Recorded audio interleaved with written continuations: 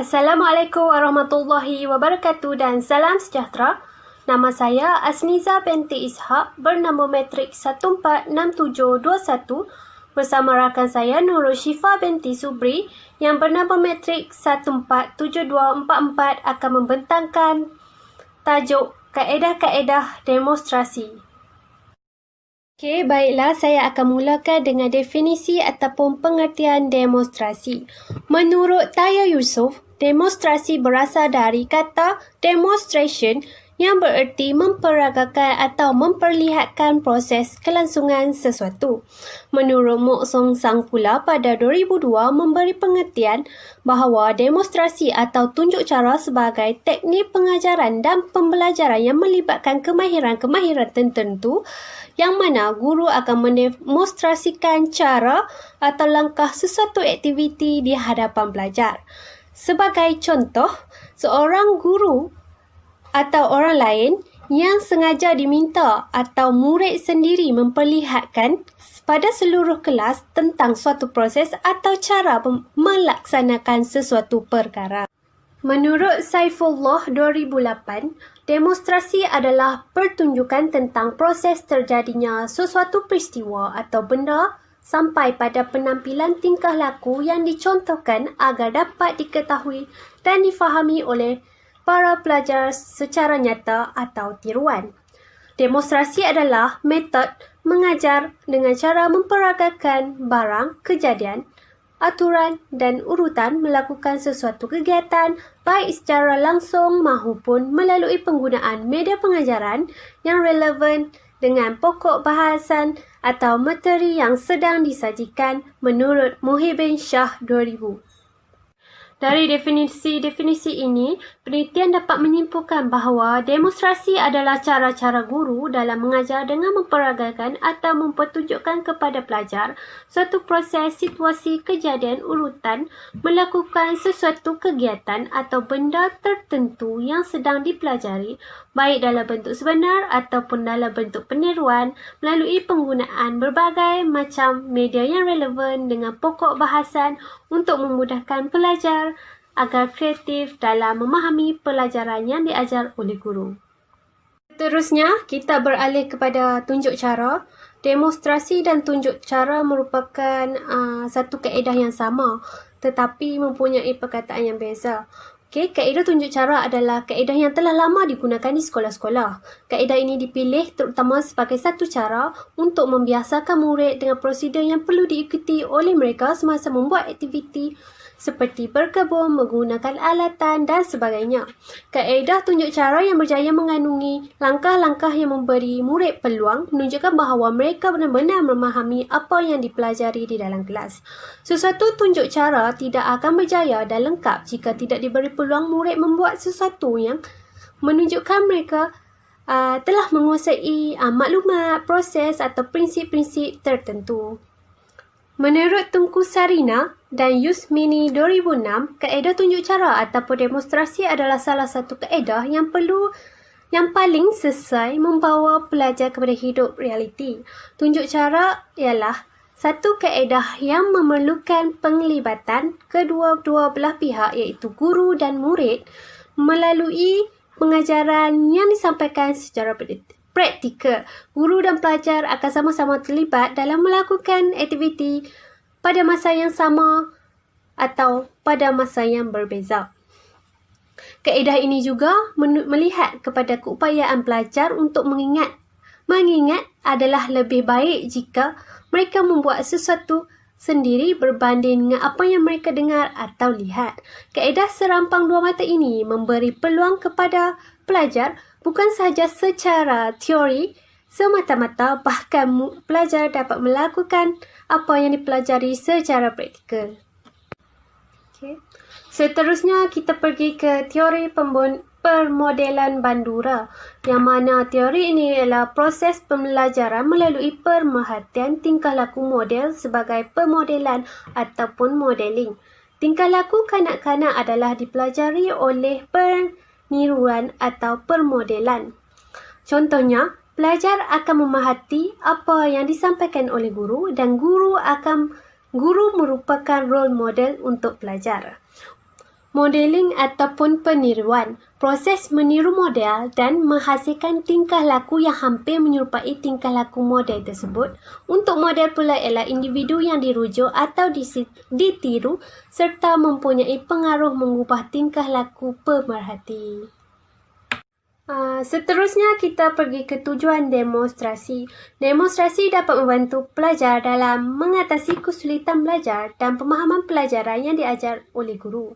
Tujuan kaedah demonstrasi adalah untuk membolehkan pelajar melihat dan mengikuti satu siri langkah peristiwa, fenomena dalam keadaan-keadaan yang tidak memungkinkan pelajar mendapatkan maklumat tanpa penglibatan guru. Selvin 2003 menjelaskan bahawa tujuan penggunaan teknik demonstrasi ialah seperti yang berikut. Yang pertama ialah sesuatu demonstrasi yang baik akan mengukuhkan ingatan pelajar tentang sesuatu langkah-langkah untuk melaksanakannya. Pelajar akan lebih ingat apabila guru menggunakan kaedah demonstrasi ini kepada pelajar. Pelajar juga akan mencontohinya dengan tepat dan lebih mudah untuk dilaksanakan sendiri tanpa bantuan guru sekalipun. Pelajar juga dapat mengembangkan kemampuan pengamatan, pendengaran, penglihatan mereka secara bersama-sama. Yang kedua pula ialah demonstrasi memudahkan pemahaman pelajar dan menimbulkan minat mereka untuk belajar. Kaedah ini akan menimbulkan lebih banyak tumpuan berbanding dalam pengajaran biasa di dalam kelas. Kaedah ini akan menarik lebih minat pelajar untuk belajar dengan lebih baik dan bersemangat. Mereka juga akan rasa teruja untuk belajar apabila guru menggunakan kaedah demonstrasi ini. Yang ketiga pula ialah melalui demonstrasi, guru dapat memperbetulkan sebarang kesilapan yang berlaku. Dengan cara ini, mutu persembahan pelajar akan meningkat dan membina keyakinan pelajar supaya mereka dapat melaksanakan demonstrasi secara individu. Melalui demonstrasi ini, pelajar dapat latihan amali untuk membina semangat mereka yang lebih tepat dan kukuh. Seterusnya, kita pergi ke ciri-ciri demonstrasi. Terdapat 4 ciri demonstrasi utama oleh Abdul Ghaffar 2003. Yang pertama ialah melihat kemahiran. Guru dapat memperlihatkan sesuatu kemahiran kepada pelajarnya. Ini bermakna guru akan memberi penerangan atau penjelasan semasa aktiviti ditunjukkan. Dengan cara ini, pelajar akan lebih mudah memahami apa yang dipelajari kerana mereka tidak hanya mendengar, sebaliknya mereka iaitu melihat sendiri apa yang berlaku seiring dengan apa yang mereka dengar. Yang kedua ialah penglibatan pelajar. Guru boleh melibatkan pelajar dalam aktiviti praktikal sesuatu pelajaran. Pelajar yang mempunyai kemahiran yang baik boleh dijadikan contoh kepada pelajar yang lain. Di samping mendedahkan pelajar dengan realiti sebenar, bakat pelajar juga boleh dikesan dan diasah melalui aktiviti seperti ini. Ciri yang ketiga pula ialah peluang untuk mendengar atau melihat. Guru perlulah memastikan setiap pelajarnya tidak tercecah daripada mendengar atau melihat tunjuk cara tersebut. Seandainya bilangan pelajar adalah ramai dalam satu-satu masa, guru perlu mengambil inisiatif dengan membahagikan pelajar-pelajar tersebut mengikut kumpulan kecil. Yang keempat pula ialah kaitkan antara teori dan praktikal. Contoh teori ialah pemodelan Bandura. Kaedah ini berkesan kerana pelajar dapat mengaitkan apa yang dipelajari secara teori dan praktikal. Tunjuk cara juga boleh menggalakkan pelajar tersalah faham dengan apa yang mereka pelajari. Yang terakhir untuk bahagian saya ialah prinsip-prinsip demonstrasi. Melalui demonstrasi ini, seorang guru ingin menyampaikan sesuatu pada pelajar. Melalui demonstrasi yang baik bererti guru telah mengadakan komunikasi yang baik dengan para pelajarnya, sehingga para pelajar dapat mengerti apa yang ingin guru sampaikan kepadanya. Oleh kerana itu, ada beberapa prinsip yang perlu diperhatikan. Antaranya ialah yang pertama, mencipta suasana dan hubungan baik dengan pelajar supaya ada keinginan dan kemahuan dari pelajar untuk menyaksikan apa yang hendak didemonstrasikan oleh guru tersebut. Guru harus mencipta hubungan baik dengan pelajar supaya pelajar lebih teruja untuk melakukan demonstrasi bersama guru di dalam kelas. Jika hubungan baik itu diwujudkan sesama guru dan pelajar, mungkin proses untuk membuat demonstrasi dan pembelajaran sesuatu topik itu lebih menarik dan berkesan.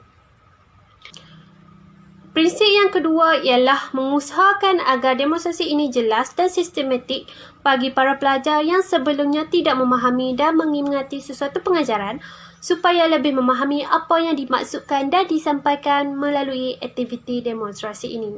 Dengan ini, pelajar tidak akan keliru dengan pengajaran yang disampaikan oleh guru kerana adanya demonstrasi pengajaran di dalam kelas. Pelajar akan lebih peka terhadap pengajaran guru di dalam kelas. Prinsip yang ketiga pula ialah berfikir dengan teliti sebelum menunjuk atau mendemonstrasikan subjek atau topik tertentu mengenai kesukaran yang dihadapi oleh pelajar sambil memikir dan mencari cara bagaimana untuk mengatasinya. Berdasarkan 3 prinsip di atas, demonstrasi haruslah dijalankan berpandukan prinsip tersebut supaya dapat berjalan sejajar dengan matlamat yang digariskan sebelum ini. Assalamualaikum warahmatullahi wabarakatuh dan salam sejahtera. Nama saya Nurul Syifa binti Subri dengan nombor matrik 147244. Terima kasih kepada pembentang pertama. Seterusnya saya akan menjelaskan berkaitan cara-cara pelaksanaan bagi kaedah demonstrasi. Terbahagi kepada 3 cara pelaksanaan iaitu sebelum, semasa dan selepas pelaksanaan. Bagi slide ini saya akan menerangkan berkaitan sebelum pelaksanaan. Terdapat 3 langkah iaitu langkah pertama, guru perlu mengenal pasti tajuk pelajaran, objektif dan kandungan. Apa yang boleh dimaksudkan di sini adalah sebelum memulakan sesi pembelajaran pada hari kejadian iaitu melakukan aktiviti demonstrasi berkaitan suatu topik, guru perlu menyediakan rancangan pengajaran harian berdasarkan topik yang akan dipelajari. Sebagai contohnya, subjek geografi tingkatan 1 iaitu bab 1 arah. Manakala bagi kandungan pula iaitu menggunakan kandungan standard pembelajaran dan standard prestasi, iaitu standard pembelajaran adalah 1.1.1 mengenal pasti 8 arah mata angin, 1.1.2 iaitu menggunakan matahari sebagai panduan untuk menentukan arah mata angin. Manakala standard prestasi iaitu tahap 1 menunjukkan arah mata angin. Bagi langkah kedua adalah guru perlu menerangkan tujuan demonstrasi dan perkara yang penting. Apa yang boleh dimaksudkan di sini adalah sebelum memulakan sesi demonstrasi, guru perlu menerangkan tujuan demonstrasi topik tersebut dilaksanakan. Sebagai contohnya untuk meningkatkan pengetahuan dan ingatan pelajar berkaitan 8 arah mata angin. Bagi langkah ketiga adalah guru perlu menerangkan cara demonstrasi itu dilaksanakan atau dilakukan. Sebagai contohnya, guru boleh melukis arah mata angin di papan putih iaitu dengan cara menggunakan gambar lukisan bentuk geometri bagi menentukan arah mata angin, iaitu bentuk bulat bagi arah utara, bentuk persegi bagi arah selatan, bentuk bintang bagi arah timur, manakala bentuk hemisfera bagi arah barat. Bagi slide berikutnya, saya akan menerangkan tentang semasa pelaksanaan. Dalam semasa pelaksanaan terdapat 5 langkah, iaitu langkah pertama, guru dan murid hendaklah memerhati dengan teliti demonstrasi tersebut. Apa yang dimaksudkan di sini? Apabila guru melakukan demonstrasi di hadapan murid, murid perlulah mendengar dan melihat dengan teliti apa yang disampaikan oleh guru. Selain itu, guru dan murid juga boleh melakukan demonstrasi secara bersama-sama atau serentak. Sebagai contohnya, apabila menyanyikan lagu Arah Mata Angin, apabila guru melakukan sesuatu gaya, murid boleh mengikut gaya guru secara bersama-sama. Bagi langkah kedua adalah guru hendaklah memandang ke arah murid semasa memberi penerangan. Apa yang dimaksudkan di sini adalah semasa guru memberi penerangan berkaitan dengan konsep, definisi, ciri, jenis dan sebagainya, guru hendaklah melakukan kontak mata dengan murid untuk melihat tindak balas rangsangan murid terhadap pembelajaran yang disampaikan oleh guru. Selain itu, kontak mata ni merupakan perkara yang penting untuk mewujudkan komunikasi dua hala antara guru dengan murid. Bagi langkah ketiga adalah guru hendaklah menggunakan teknik penyoalan untuk menarik minat murid. Apa yang dimaksudkan di sini adalah teknik penyoalan ni merupakan perkara yang wajib bagi setiap guru untuk menarik fokus murid terhadap pembelajaran. Sebagai contohnya, apabila selepas guru memberikan penerangan berkaitan seperti konsep, definisi, guru boleh menanyakan soalan seperti apakah lapan ramatan angin, dan guru juga boleh menanyakan soalan seperti apakah maksud kata nama, kata adjektif dan sebagainya. Bagi langkah keempat adalah guru perlu pastikan semua murid dapat melihat dan mendengar penerangan guru dengan jelas. Apabila guru memberikan penerangan, guru perlu memastikan murid-murid dapat melihat bahan bantu mengajar dengan jelas. Sebagai contohnya, bahan bantu seperti melukis di kertas mahjong atau manila card yang ditampalkan di papan putih seperti sewaktu melakukan aktiviti. Selain itu, bagi langkah terakhir adalah guru boleh meminta seorang murid untuk membuat demonstrasi. Seperti ini boleh dikaitkan dengan teori oleh Albert Bandura, iaitu tentang peniruan, iaitu apabila guru lepas habis melakukan demonstrasi, guru boleh meminta seorang wakil murid atau dua orang secara berkumpulan untuk melakukan semula demonstrasi apa yang dilakukan oleh guru.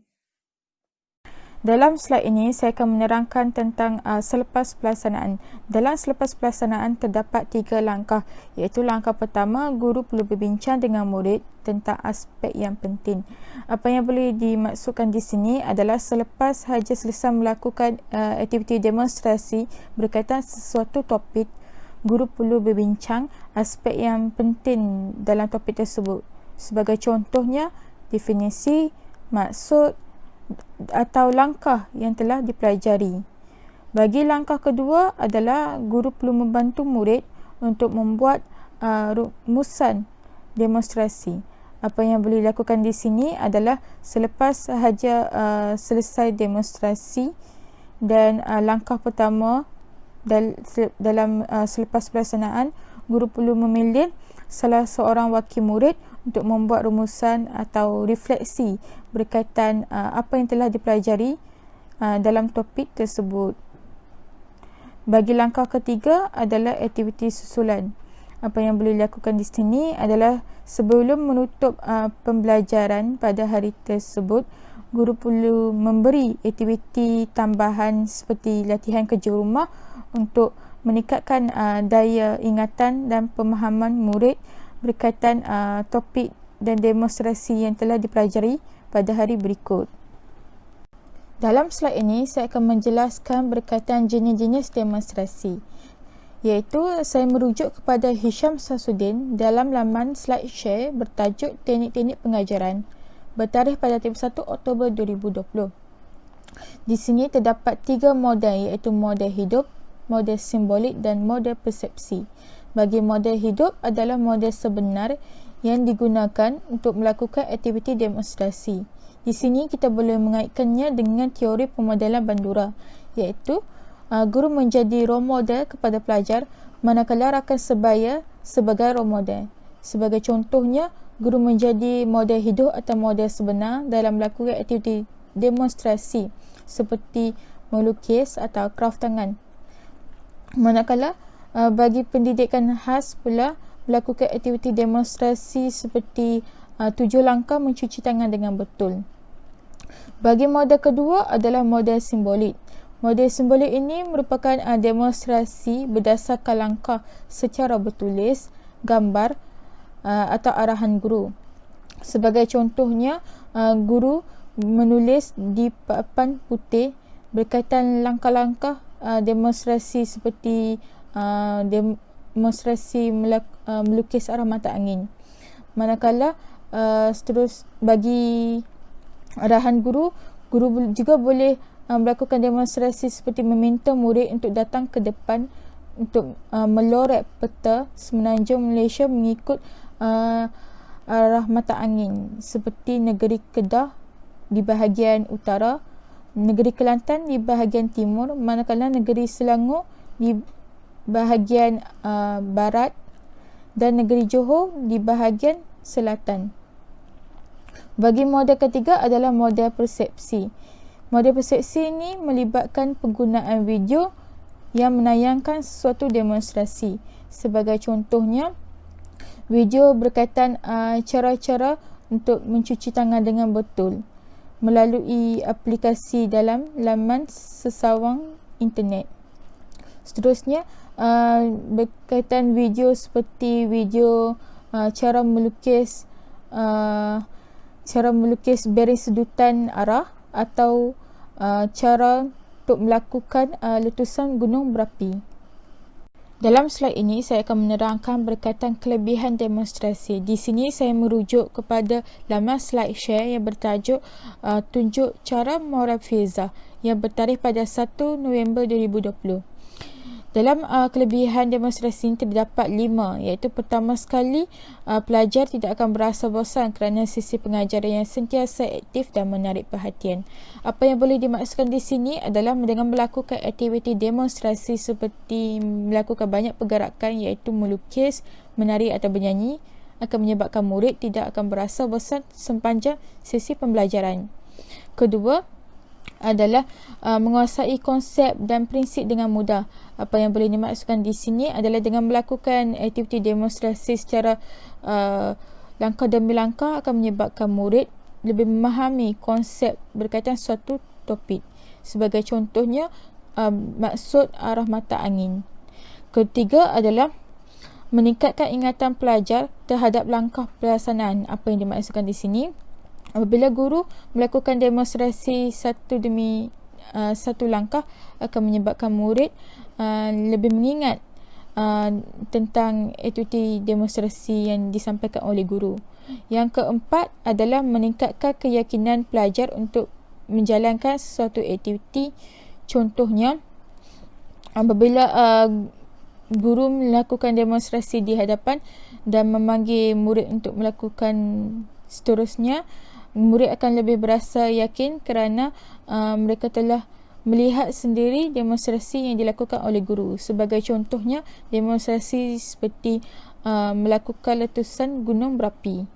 Kelima adalah memberi peluang kepada pelajar untuk memahami apa yang dipelajari. Di sini, dengan melakukan demonstrasi, langkah demi langkah akan menyebabkan murid lebih memahami apa yang telah dipelajari. Dalam slide ini saya akan menerangkan berkaitan kelemahan demonstrasi. Di sini saya merujuk dalam laman slide share yang bertajuk tunjuk cara Morafieza bertarikh pada 1 November 2020. Di sini terdapat 5 kelemahan, iaitu kelemahan pertama adalah memerlukan penerangan dan persediaan yang teliti. Di sini apa yang dimaksudkan adalah dari segi penyediaan bahan bantu mengajar yang memerlukan masa yang lama dan persediaan teliti seperti penyediaan modal untuk letusan gunung berapi. Kedua, kelemahan dari segi guru kurang berupaya untuk mengesan salah tanggapan konsep pelajar. Apa yang dimaksudkan di sini, mungkin setengah murid tidak akan mendapat 100% langkah demonstrasi yang ditunjukkan. Sebagai contohnya, mungkin terdapat 2 orang pelajar yang boleh menyalah tanggapan atau salah faham tentang langkah demonstrasi yang ditunjukkan. Sebagai contohnya, seperti bacaan bearing sedutan untuk arah. Ketiga, kelemahan dari segi guru lebih menumpukan bahan dan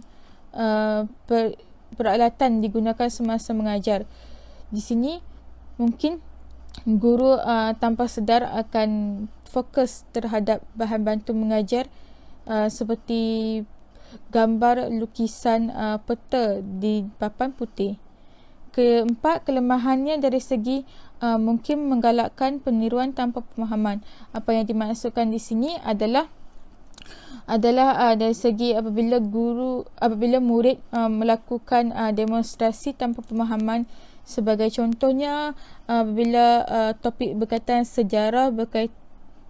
sejarah iaitu gambar tokoh yang menyebabkan murid meniru tanpa pemahaman. Yang kelima adalah kurang berkesan sekiranya penerangan guru kurang teratur dan jelas. Apa yang dimaksud ke sini? Mungkin penerangan guru yang tidak tersusun dengan kemas. Secara kesimpulannya, kaedah demonstrasi ini merupakan teknik pengajaran yang berkesan dan baik kerana dapat memudahkan pelajar untuk memahami isi pembelajaran dengan lebih berkesan. Hal ini kerana melibatkan komunikasi secara langsung antara dua pihak, iaitu pihak guru dengan pelajar. Selain itu, kaedah demonstrasi ini juga dapat melatih murid untuk melakukan sesuatu aktiviti mengikut prosedur yang ditetapkan oleh guru, seperti melukis, menyanyi dan menari. Sekian, itu sahaja daripada kumpulan kami. Terima kasih.